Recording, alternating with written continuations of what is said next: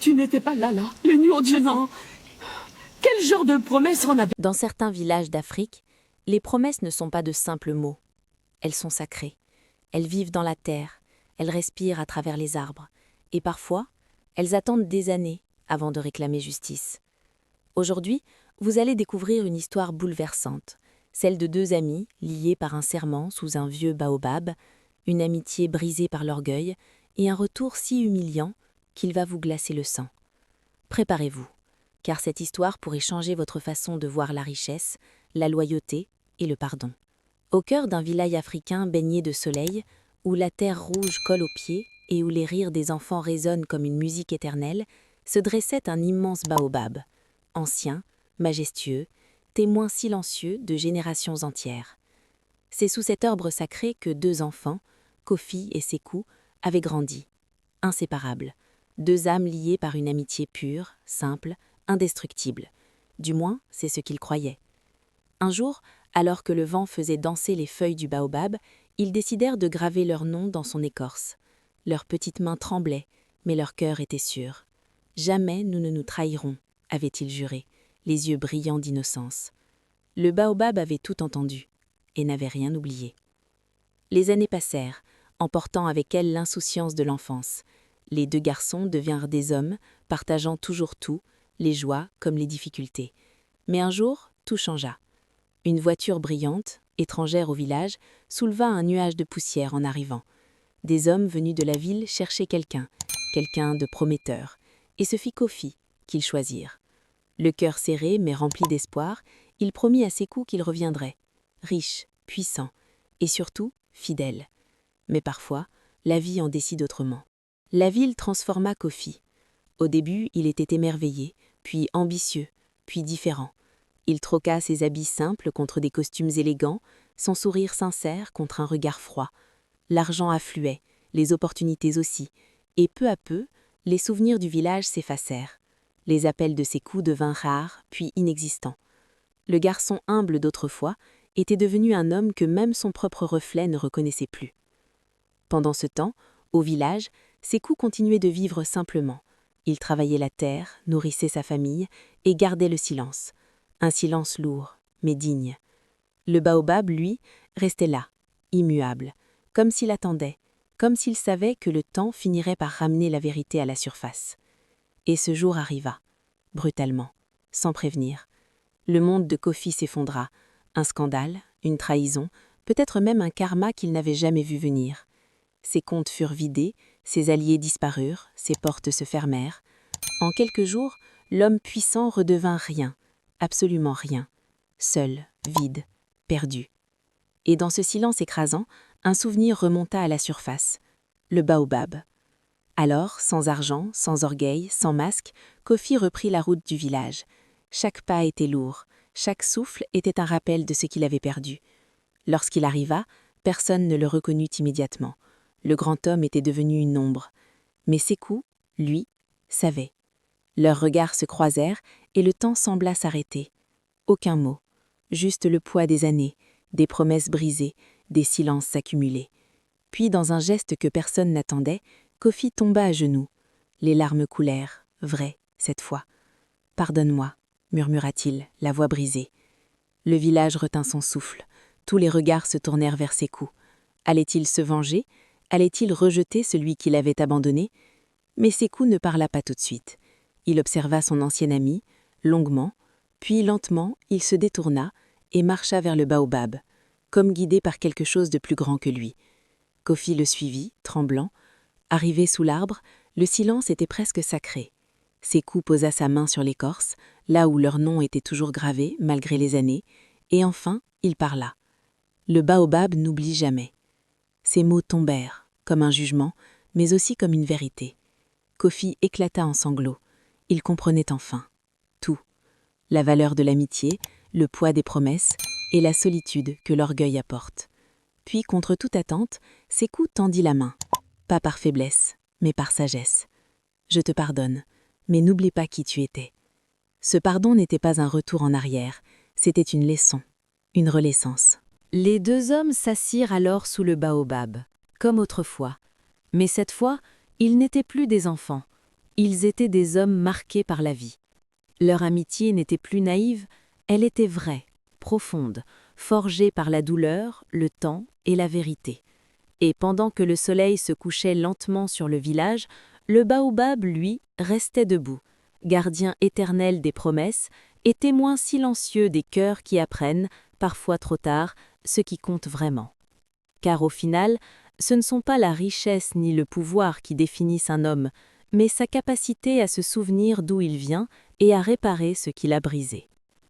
Le silence sous le baobab n'était pas un simple silence, c'était un moment suspendu entre deux vies, celle qu'ils avaient perdue et celle qu'ils allaient reconstruire. Après ce jour, Kofi ne redevint pas immédiatement un homme. Non, il devait réapprendre à vivre. Chaque matin, il se levait avant le soleil, comme autrefois. Mais cette fois, il n'y avait plus de rêve de grandeur dans ses yeux, seulement une volonté silencieuse de réparer. Les habitants du village l'observaient. Certains murmuraient, d'autres se souvenaient. Mais personne n'oubliait comment il était parti, ni comment il était revenu. Sékou, lui, n'offrait ni reproche ni facilité. Il lui donnait du travail, rien de plus. Labourer la terre, porter des charges, réparer des clôtures. Des tâches simples, mais lourdes pour un homme qui avait autrefois dirigé des entreprises. Et pourtant, Kofi ne se plaignait pas. Chaque goutte de sueur était pour lui une forme de pardon qu'il tentait de mériter. Les jours devinrent des semaines, les semaines des mois. Mais dans l'ombre, quelque chose grandissait. Un soir, alors que le village dormait, un vieil homme s'approcha du baobab. Il observait Kofi en silence depuis son retour. Ce vieillard n'était pas un inconnu, il était le gardien des histoires du village, celui qui connaissait les vérités que personne n'osait dire à voix haute. Il appela doucement « Kofi ». Le jeune homme leva les yeux, surpris. « Tu crois que ton épreuve est terminée ?» Kofi hésita, puis baissa la tête. « Non, je crois qu'elle commence à peine. » Le vieil homme esquissa un sourire. « Bien, alors écoute ceci. Ce que tu as perdu ne t'a pas été volé. Tu l'as abandonné toi-même. Mais ce que tu peux devenir dépend de ce que tu es prêt à affronter maintenant. » Ces mots s'enfoncèrent profondément dans l'esprit de Kofi. À partir de ce jour, quelque chose changea encore. Kofi ne travaillait plus seulement pour survivre, il travaillait pour comprendre. Il observa ses coups, sa patience, sa dignité, sa manière d'aider les autres sans attendre quoi que ce soit en retour. Et peu à peu, il réalisa quelque chose de bouleversant. Sékou n'avait jamais été pauvre. Il possédait ce que lui avait perdu depuis longtemps, le respect, la paix et l'amour du village. Mais tout le monde n'était pas prêt à accepter le retour de Kofi. Un homme du village, Bakari, nourrissait une rancune profonde. Autrefois, il admirait Kofi. Mais lorsqu'il était revenu, brisé, Bakari ne voyait en lui qu'un hypocrite. Pour lui, Kofi ne méritait ni pardon, ni seconde chance. Alors il commença à répandre des rumeurs. « Il va encore vous trahir. Les gens comme lui ne changent jamais. Attendez qu'il retrouve une opportunité et il repartira. » Ces paroles semèrent le doute. Même certains proches de Sékou commencèrent à s'inquiéter. Mais Sékou restait silencieux, car il observait, toujours. Un jour, une opportunité inattendue arriva. Des investisseurs vinrent au village. Ils voulaient acheter des terres, beaucoup de terres. Leur projet promettait richesse et modernité, mais il impliquait aussi de déplacer plusieurs familles et de détruire une partie des terres cultivées. Et parmi eux, Kofi reconnut un visage, un ancien partenaire, l'homme qui avait contribué à sa chute. Le cœur de Kofi se serra. Le passé revenait, plus dangereux que jamais. L'investisseur s'approcha de lui avec un sourire froid. « Je vois que tu es revenu à ton point de départ. » Puis il ajouta. « Travaille avec nous. Aide-nous à convaincre le village. Tu connais leur mentalité. En échange, tu peux tout récupérer. Tout. Argent, pouvoir, statut. Le même choix, encore une fois. Mais cette fois, quelque chose était différent. Kofi resta silencieux. Toute la nuit, il marcha jusqu'au baobab, comme si l'arbre pouvait lui parler. Et dans le vent, il entendit les rires de son enfance, les promesses, la vérité. Le lendemain, tout le village était réuni. L'offre était sur la table. Les regards étaient tournés vers Sékou, mais aussi vers Kofi. Car cette fois, il avait un rôle à jouer. Le silence était lourd. Puis Kofi s'avança. Tous retenaient leur souffle. Allait-il trahir encore une fois? Il regarda les villageois, puis Sékou, puis le baobab. Et enfin, il parla. « J'ai déjà vendu mon âme une fois. Je ne vendrai pas celle de mon village. » Un choc traversa la foule. Les investisseurs furent furieux. Les tensions montèrent. Mais quelque chose d'inattendu se produisit. Les villageois commencèrent à se lever, un par un, puis tous ensemble, pour défendre leurs terres, pour défendre leur dignité. Et pour la première fois, Kofi n'était plus seul. Bakary, lui, resta immobile. Son regard changea lentement. Il ne dit rien, mais quelque chose en lui se brisa. Ce jour-là, le projet fut rejeté, et le village resta debout. Mais la vraie victoire n'était pas là. Elle était dans le regard de Sékou, un regard rempli de fierté. Pas pour l'homme que Kofi avait été, mais pour celui qu'il était devenu. Le soir, sous le baobab, les deux amis se retrouvèrent encore une fois.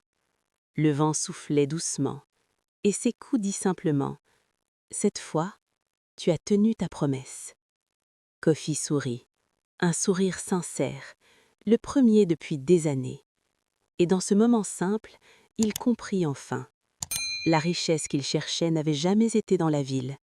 Elle était là, depuis le début, sous ce baobab, dans cette amitié, dans cette terre, et dans ce pardon qu'il avait failli ne jamais mériter. Car certaines leçons prennent toute une vie pour être comprises, mais lorsqu'elles le sont enfin, elles transforment un homme à jamais.